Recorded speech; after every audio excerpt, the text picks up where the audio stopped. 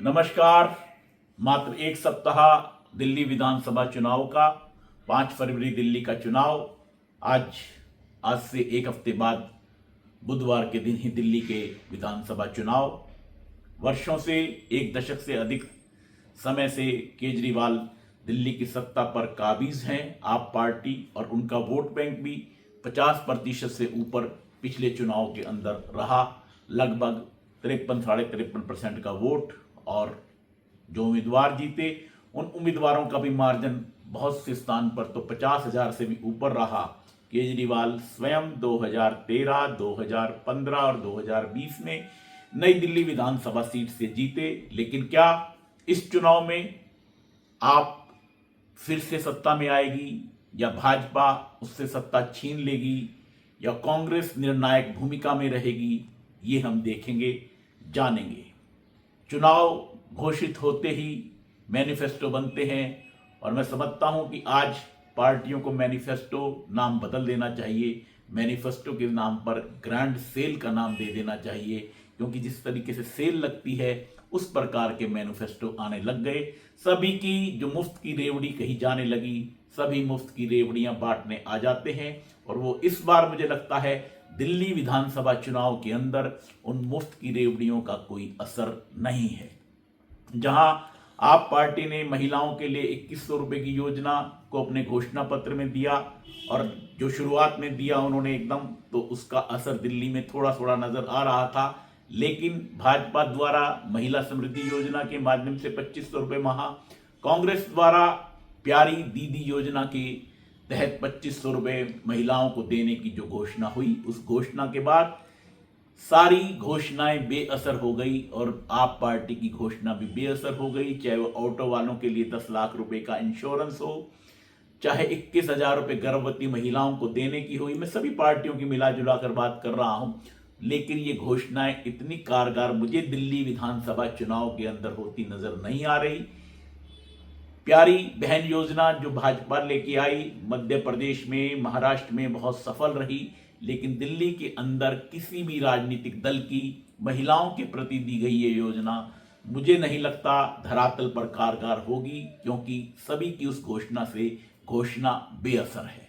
दिल्ली का चुनाव निर्णायक रहेगा। जो 10 वर्षों का एंटी इनकम्बेंसी फैक्टर है दिल्ली के अंदर, जो दिल्ली के विधायकों की लूट है, जो दिल्ली के विधायकों से लोग त्रस्त हैं, जो दिल्ली में सांस लेना मुश्किल हुआ, और उसमें सभी दलों के विधायक होते हैं, सबके प्रति एंटी इनकम्बेंसी होता है। लेकिन जो सत्ता में रहता है दल, उसके प्रति वो एंटी इनकम्बेंसी ज्यादा रहता है, और उसमें आप पार्टी इसको भुगतेगी। मुझे लगता है कि आप पार्टी के विधायकों का, क्योंकि रिपोर्ट कार्ड आज कोई नहीं रख रहा, सब ग्रैंड सेल की तरह घोषणा करते हैं, वो रिपोर्ट कार्ड पब्लिक देखेगी, और उस रिपोर्ट कार्ड के माध्यम से आज लग रहा है कि आपका ग्राफ जो पिछले रहा उससे काफी गिर रहा है। पहले 45 कह रहे थे, 40 कह रहे थे, लेकिन अब लगता है कि 40, 39 जितनी भी सीटें हों, लेकिन अगर आप सत्ता में आ भी गई तो ये निश्चित है कि केजरीवाल दिल्ली के मुख्यमंत्री नहीं होंगे, क्योंकि केजरीवाल अपनी स्वयं की सीट न्यू दिल्ली विधानसभा से चुनाव हार रहे हैं, और बिल्कुल निश्चित वो चुनाव हार रहे हैं। वहां का कहीं भी अगर आपका भी कोई परिचित हो, उस व्यक्ति से आप जान सकते हैं, व्यक्तिगत रूप से जान सकते हैं उस विधानसभा के अंदर जो स्थिति बनी हुई है। उस विधानसभा के अंदर जहां प्रवेश वर्मा की स्थिति अच्छी है, वहीं संदीप दीक्षित की स्थिति भी, क्योंकि शीला दीक्षित के पुत्र, और 15 वर्ष उन्होंने उसका प्रतिनिधित्व किया। एक एक वहां के व्यक्ति से पर्सनल टच है, और एक एक वर्कर से टच है। मुस्लिम वोट आज बटा हुआ नजर आता है, और बटे हुए में भी लगता है कि कांग्रेस की तरफ ज्यादा देख रहा है। दलित वोट भी कांग्रेस की तरफ ज्यादा देख रहा है। तो ये सारे समीकरण से, और भाजपा का अपना एक फिक्स वोट है, और उसके बाद जो वोट बढ़ेगा, ये निश्चित है कि इस चुनाव के अंदर भाजपा का जो पिछले चुनाव में विधानसभा में वोट प्रतिशत था, उससे निश्चित उनका वोट बढ़ेगा। कांग्रेस का निश्चित वोट बैंक बढ़ेगा, उनकी वोट प्रतिशत बढ़ेगी, और दोनों की बढ़ती हुई वोट प्रतिशत आपकी वोट प्रतिशत को गिराएगी। और आपकी वोट प्रतिशत दिल्ली में कहां कितनी गिरेगी? नई दिल्ली सीट में तो निश्चित गिर रही है, और नई दिल्ली सीट पर केजरीवाल हार रहे हैं।